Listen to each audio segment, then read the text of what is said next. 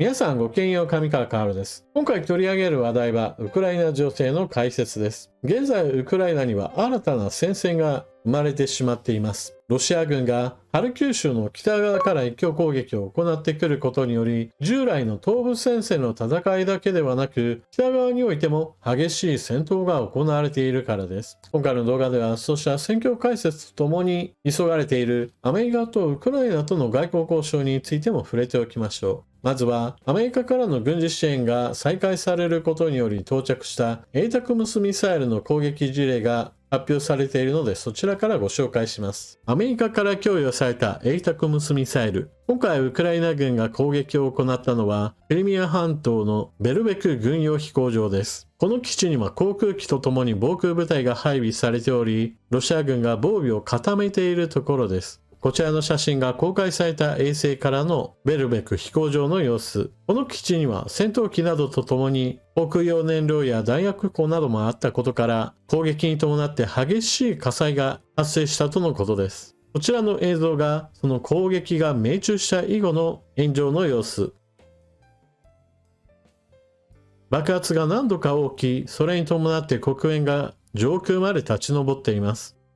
ロシア側の軍事ブロガーらの報告によると、ウクライナ軍が使用した ATACMS ミサイルはおそらくは10発程度だと見られていますが、それらについてほとんど迎撃できなかったとのことです。撃ち落とせたのは1発か2発かといった程度で、その他については着弾したとのこと。そのため被害がかなり大きく出たのではないかと見られています。現在のところ被害が確認されているのは防空部隊の方です。S400 のレーダーを積んだこちらの車両。一夜明けたベルベク飛行場からの写真においては完全に消し済みになっています。また、私にはちょっとわからなかったのですが、S400 以外の対空兵器についても合わせて吹っ飛んだのではないかというようなことも言われています。そして飛行場に対する攻撃なので、戦闘機についても MiG-31 が被害を受けたと言われています。こちらについては写真が出ていないので、追加情報がなければちょっと確認のしようがありません。ATACMS の射程距離は300キロ。今回攻撃を行ったクリミア半島だけではなく、東部戦線、そして新たな戦闘地域となったハルキウ州、ロシア本国領に向けても打ち放てばかなりの領域を攻撃できます。現在の激しい戦闘状況を反映するように、ウクライナ軍の戦果報告の中でも、倒したロシア兵の数が1500人と非常に高い水準となっています。撃破した戦車11両、装甲車両は48両となっています。クリミア半島にいるロシア空軍機に対する攻撃はこれまでも何度か行われ、それに伴ってロシア軍の防空部隊の S400 も合わせて撃破してきました。これらの戦闘機は前線に対する滑空爆弾攻撃を行っていたことから、少しでも機数を減らす必要があります。しかし同時に、現在の主戦場である東部戦線やもしくはハルキウ州の援護を行っている戦闘機ではありませんから、ちょっとずれている面は否めません。この点に関しては以前も解説しましたが、アメリカもしくはヨーロッパ各国から供与された兵器は、ロシア本国領に対する攻撃には用いないでくれというような要望がウクライナ側に出されており、それが足かせになっているという話があります。ただ、この点についてもウクライナ側からアメリカへの申し入れがあり、もしかしたら状況は変わるかもしれません。現在アメリカからブリンケン国務長官がウクライナの首都キーウに訪問し、外交交渉が行われているところです。この中で話し合われている話題の一つに、アメリカから供与された兵器をもっと制限なく使用することに関して、ちょっと新しい展開が見られているのです。ブリンケン国務長官の話によると、ウクライナに引き渡した兵器については、最終的にどのように使うかは、ウクライナ自身が決定するものであり、アメリカの指図するものではないというような話を行いました。これは先ほども述べたような供与兵器をロシア本国領に撃ち込むのはやめてくれという話とはちょっと変化した話であり、この話が今後のATACMSの運用方法についても変化をもたらすかもしれません。今はクリミア半島に打ち込んでいるATACMSを現在主戦場となっている東部戦線かもしくはハルキウ州の北側ロシア本国領のロシア空軍基地に対する攻撃に用いることができれば、前線に対する圧力を減らすことができます。ハルキウ州の北側はロシア本国領ですから、空軍基地も当然のように存在し、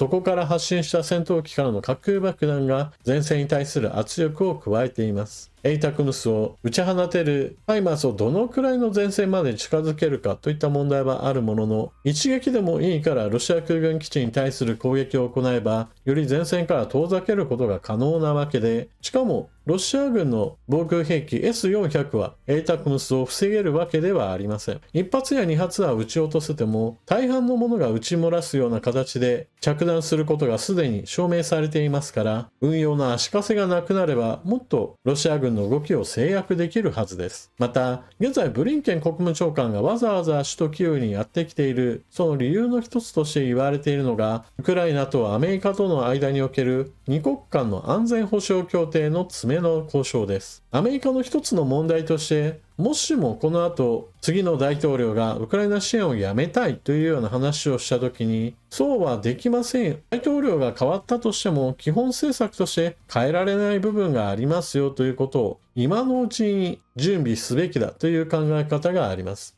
それが国家間の安全保障協定です。現在話し合われているウクライナ・アメリカ間の二国間安全保障協定は期限としては10年間という非常に長いもので、その間ウクライナに対する軍事支援などを約束するような内容になると言われています。具体的にお金の話はおそらくは全く入ってはこないでしょうが、少なくとも基本方針として支援をやめないということが確約されているもの、そしてそのような安全保障協定をやめるとなった時に議会の採択が必要だという足かせを設けることができれば、たとえ次の大統領がどう考えようともやめられませんよという基本路線を敷くことができます。これと似たような話として、例えばアメリカは現在 NATO 加盟国ですが、NATO から脱退するぞみたいな話を時々トランプ氏が行います。しかし現在の仕組みとしては、大統領権限で NATO からの脱退というものはできないように議会の採択が必要であるというような条件を現在では付け加えています。これと同じような仕組みを安全保障協定に組み込むかもしれないのです。とはいえ、この話はあくまでも長期継続的な支援の話にはなるものの、もっと今まさに激しい戦闘が行われているウクライナに短期集中に支援を増加させるといったような手立てはもっと必要だと思います。例えば、一度失効してしまったウクライナ向けのレンドリース、こちらを復活させて、どかどかと弾薬類などを送り込むといったことを増強するような手もバイデン政権は考えるべきでしょう。少なくともこのレンドリース法はかつてはソ連にも適用され、ソ連がナチスドイツに打ち勝つのに非常に有効に働きました。今度はそれがウクライナ側に適用されて、大量の弾薬類などが供給されるような道筋を立てることはアメリカだったら可能なはずです。そして現在激しい戦闘が行われていて、アメリカやヨーロッパの話ばかりがどうしても報道に上がりますが、私は日本ももうちょっと関与すべきだと考えています。岸田首相は少なくともウクライナに実際に行った政治家であり、ウクライナ支援を掲げています。であればこそ、ロシアの外貨準備高を凍結したそうした凍結資産の活用や、もしくは